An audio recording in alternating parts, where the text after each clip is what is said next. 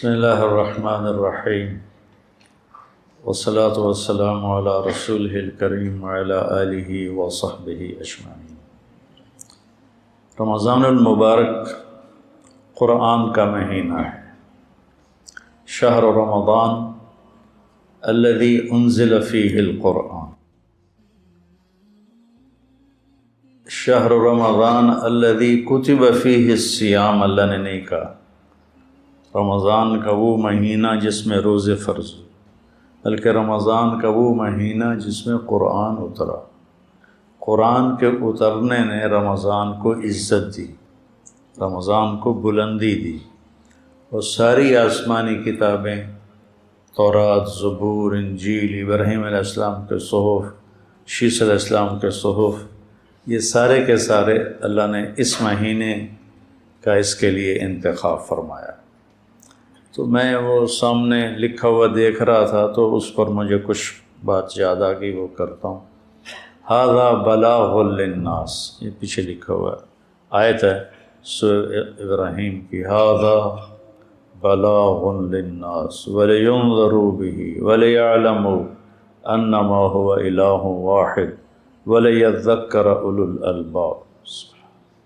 علامہ زرکشی مفسر ہیں، حنفی ہیں، وہ فرماتے ہیں کہ اگر قرآن کا کوئی نام رکھا جاتا، قرآن تو پڑھی جانے والی کتاب کو کہتے ہیں، اگر قرآن کا کوئی نام رکھا جاتا تو وہ بنتی ہے یہ آیت، ھذا بلاغ للناس، یہ پیغام ہے لوگوں تک پہنچانے کے لیے۔ پہنچائے گا کون؟ یہ امت پہنچائے گی، اس امت کے ذمہ ہے۔ وَكَذَلِكَ جَعَلْنَاكُمْ أُمَّةً وَسَطًا، ہم نے تمہیں امت وسطا بنایا۔ اس کا ایک جو تفسیر طبری میں ترجمہ تھا وہ مجھے سب سے زیادہ پسند آیا۔ سب نے لکھا ہے اعتدال والی امت، بالکل صحیح، اعتدال والی امت، وسط، اعتدال۔ اور عجب بات ہے کہ 286 آیات ہیں غالباً سورہ بقرہ کی، تو یہ جو آیت ہے یہ 143 نمبر آیت، تو اس طرح بھی وسط میں ہے، 143 286 143 143 286، اور اعتدال والے ہیں ہم دنیا کے پیچھے حریص بھی نہیں ہوتے اور عبادات میں غلو بھی نہیں کرتے۔ غلو فی العبادات بھی مطلوب نہیں ہے۔ نظام دنیا کیسے چلے گا؟ نظام کائنات کیسے چلے گا؟ دوسرا ترجمہ جو علامہ طبری نے کیا کہ ہم نے تمہیں امت واسطہ بنایا ہے، امت واسطہ، کس کے درمیان؟ اللہ اور بندوں کے درمیان۔ پہلے واسطہ کون ہوتے تھے؟ انبیاء۔ ہمارے نبی پر نبوت کا اختتام ہوا تو اللہ نے ہمیں کہا وَكَذَلِكَ جَعَلْنَاكُمْ أُمَّةً وَسَطًا۔ میں اس پہ بات کیا کرتا ہوں کہ اللہ نے ہمیں فل جنرل بنایا ہے۔ فل جنرل وہ ہوتا ہے جس کے 4 سٹار ہوں یا 4 ستارے لگے ہوں، وہ صرف 4 ہوتے ہیں، ایک چیف آف آرمی اسٹاف، ایک ایئر چیف مارشل، اور ایک نیوی چیف جو کمانڈر ہیں 3 فوجوں کے، اور چوتھا ہوتا ہے وہ جو جوائنٹ اسٹاف جو ان تینوں کو جوڑتا ہے۔ یہ 4 جرنیل فل سٹار ہوتے ہیں، 4۔ باقی لیفٹنٹ جنرل 3 ہوتے ہیں، میجر جنرل 2 ہوتے ہیں، یعنی 2 ستارے۔ اس امت کو اللہ نے فل سٹار جنرل بنایا۔ کنتم خیر امت، ہمیں اللہ نے خیر امت کہا۔ وَكَذَلِكَ جَعَلْنَاكُمْ أُمَّةً وَسَطًا، اللہ نے ہمیں امت وسطا کہا۔ لِتَكُونُوا شُهَدَاءَ عَلَى النَّاسِ، تیسرا ستارہ ہے شہداء علی الناس، چوتھا ہے هُوَ اجْتَبَاكُمْ، هُوَ اجتباء، شہداء، وسطا، خیر امت۔ ہم نے تمہیں امت واسطہ بنایا کہ تم لوگوں کو اللہ سے جوڑتے ہو، امت واسطہ بنایا ہے تاکہ تم شہداء علی الناس بنو، تم لوگوں کے سامنے جا کے گواہی دو کہ لا الہ الا اللہ، اللہ ایک ہے، اس کا معبود کوئی نہیں ہے۔ یہ صرف آخرت کے دن کی بات نہیں ہے، عام مفسر میرا پیغام آگے پہنچاؤ، یہ شہادت علی الناس ہے جو آج تبلیغ والے کر رہے ہیں۔ ایک میں نے یہ محفل لگائی ہے، یہ تعلیم کا حلقہ ہے کہ آپ خود طالب بن کر آئے بیٹھے ہیں اور میں آپ سے بات کر رہا ہوں۔ شہادت علی الناس کا یہ بھی شہادت علی الناس بن جاتی ہے کسی درجے میں، لیکن اس کا اصل مصداق ہے جب آپ اس کے پاس جاتے ہیں جو آپ کو ٹھکرا رہا ہے، آپ کی سنتا نہیں، یا آنکھیں بند کر کے بیٹھا ہوا ہے، اس تک پیغام پہنچانے والے صرف تبلیغ والے۔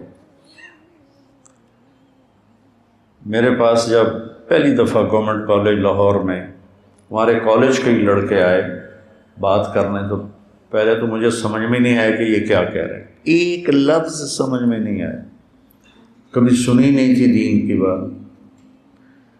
پھر جب وہ دوسری تیسری دفعہ آئے تو میں نے ان کو گالیاں دے کے اپنے کمرے سے نکال دی، دھکے دے کے، کہا اگر آئندہ تم آئے تو میں تم سے برا پیش آؤں گا، تم سوچو چھوٹے چھوٹے مولانا ہو، تمہارے ساتھ کوئی ایسا کرے تو جاؤ گے اس کے پاس، کہیں نہ کہیں سے کفر کا فتویٰ بھی لے آؤ۔ بڑا ظرف چاہیے اس کے لیے، نبیوں والی تڑپ چاہیے، وہ مزہ دیا تڑپ نے، وہ مزہ دیا تڑپ نے کہ یہ آرزو ہے میری، میرے دونوں پہلوؤں میں دل بے قرار ہوتا۔ یہ نبیوں والی تڑپ سے آدمی شہادت علی الناس کا فریضہ ادا کرتا ہے۔ اس وقت جو ہدایت کا اللہ ہدایت کے سبلنا بے شمار راستے کہ ہمیں منافع واپس ہے، زندگی تھوڑی ہے، کام زیادہ ہے، تو سارے کام تو ہم کر نہیں سکتے۔ عمر دراز ماں کر لائے تھے 4 دن، 2 آرزو میں کٹ گئے 2 انتظار میں۔ عطا اللہ شاہ بخاری رحمۃ اللہ علیہ اس شعر کو یوں پڑھتے تھے، عمر دراز مانگ کر لائے تھے 4 دن، آدھی کٹ گئی ریل میں، آدھی کٹ گئی جیل میں۔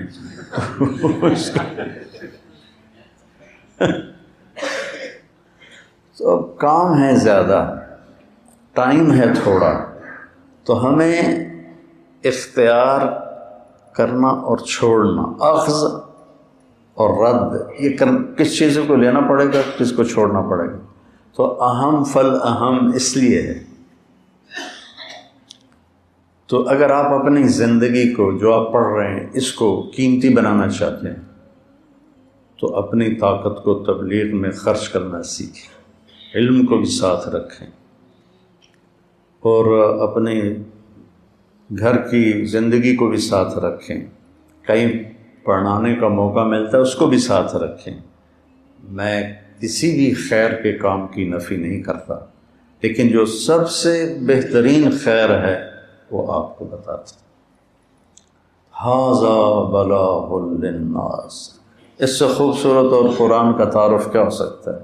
یہ پیغام ہے پہنچانے کے لیے، پہنچائیں گے ہم سب، چونکہ قرآن پوری کتابوں کا خلاصہ ہے، اور قرآن کا خلاصہ سورہ فاتحہ ہے، اور سورہ فاتحہ کا خلاصہ ایاک نعبد و ایاک نستعین ہے۔ یہ جو ہمارے دوست بیٹھے ہیں محلے کے، یہ کہ جی ہم تو عالم نہیں، ہم کیا لوگوں کو پیغام پہنچائیں، یہ ایک آیت پہنچا دو میرے پیارے، اللہ کی مان لے اور اللہ کی بندگی کر اور اسی سے مدد طلب کر، تو اس نے پورا قرآن پہنچا دیا۔ پورے قرآن کا خلاصہ ہے ایاک نعبد و ایاک نستعین۔ تو یہ امت کے ہر فرد کی ذمہ داری ہے۔ فَلْيُبَلِّغْ العالم الغائب نہیں، فلیبلغ العالم الغائب، علماء میرا پیغام پہنچائیں نہیں، فلیبلغ العامل الغائب، عمل کرنے والے میرا پیغام پہنچائیں نہیں، فلیبلغ الشاہد الغائب، آج جو موجود ہیں وہ میرا پیغام آگے پہنچائیں۔